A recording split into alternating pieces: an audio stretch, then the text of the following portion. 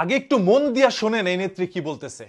শরীরের জন্য তামাক বড়ই ক্ষতিকর, আর ধর্মের জন্য ইসলাম বড়ই ক্ষতিকর। এইখানে বিএনপির এই নেত্রী বললেন স্পষ্ট ভাষায়, ভাই শরীরের জন্য তামাক যেমন ক্ষতিকর আর ধর্মের জন্য ইসলাম তেমনই ক্ষতিকর। এইরকম একটি মন্তব্য করার পর থেকে সাধারণ জনগণ একে মনে করেন কমেন্ট বক্সের মধ্যে ধুয়ে দিয়েছে। সে যত বড় ক্ষমতার উৎসই হোক না কেন, সে যার বিরুদ্ধেই কথা বলুক না কেন, আমি জানি এটা কার বিরুদ্ধে কথা বলছে, জামায়াত ইসলামের বিরুদ্ধে।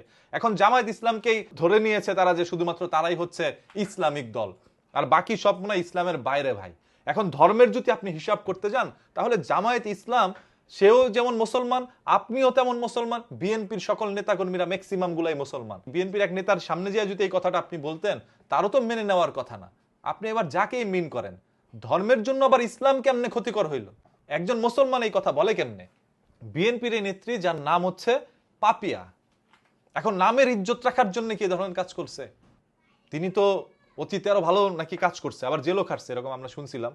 সো যাই হোক, এটার প্রমাণ পরে দিচ্ছি। তার আগে কথা হচ্ছে এই যে যেই কথাটা তিনি বলছে, বাংলাদেশের 95% মুসলমান দেশে এদের প্রত্যেকের হৃদয়ের মধ্যে আঘাত লাগছে। কেমনে বললো এই কথাটা? যদি একটা বিধর্মী বলতো তাও মেনে নিতাম যে ঠিক আছে, যার যার ধর্ম তার তার কাছে যেহেতু শ্রেষ্ঠ, তো তারা তো বিধর্মী, তারা আমাদেরকে নিয়ে বলতে পারে। তবে আপনি তো মুসলমান, আপনি এই কথা কেমনে বললেন? এবং আপনি শিক্ষিত একজন মানুষ, আপনি একজন নেত্রী। নেতৃত্ব তারাই হয় যারা নেতৃত্ব দিতে জানে। তো আপনি কেমনে নেতৃত্ব দিবেন যদি এরকম কথা আপনি বলে থাকেন মঞ্চের মধ্যে উঠে? নেতাকর্মীরা আপনাদের কাছে কি শিক্ষা গ্রহণ করবে?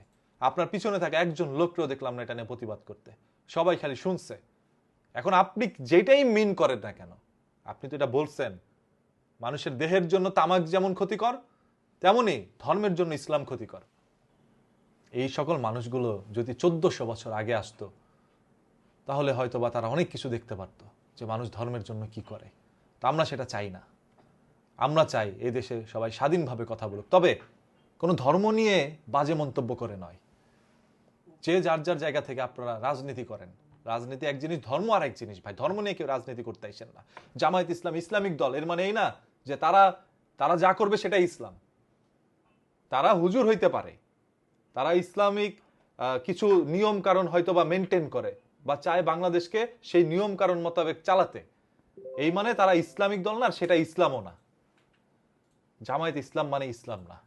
তো আপনি জামায়াত ইসলামকে মিন করে বলেন আর হুজুরদের মিন করে বলেন, যেইভাবেই বলেন, আপনার এই কথাটা বলা, আমি ছোট্ট মস্তিষ্কে বলছি যে আমার কাছে মনে হইলো এই কথাটা বলা আপনার উচিত হয় নাই। আপনি এইভাবে না বললেও পারতেন। অনেক কিছুই তো বলার আছে, আপনি আমার চাইতে অনেক বুদ্ধিমান, অনেক শিক্ষিত, তো আপনি অনেকভাবে কথাটা সাজায় বলতে পারতেন। এইভাবে সরাসরি একটি ধর্ম নিয়ে কথা বলা, এটা তো আমার কাছেও খারাপ লাগছে। আমি একজন মুসলমান, আমার কাছেও খারাপ লাগছে, বিধর্মীদের কাছেও খারাপ লাগবে। এই যে এখানে দেখেন কমেন্ট বক্সের মধ্যে অনেকে কমেন্ট করতেছে, এরা তো সবাই মুসলমান না, এদের কাছেও বিষয়টা খারাপ লাগছে। একজন নেত্রীর মুখ থেকে এই কথা কখনো আশা করি নাই।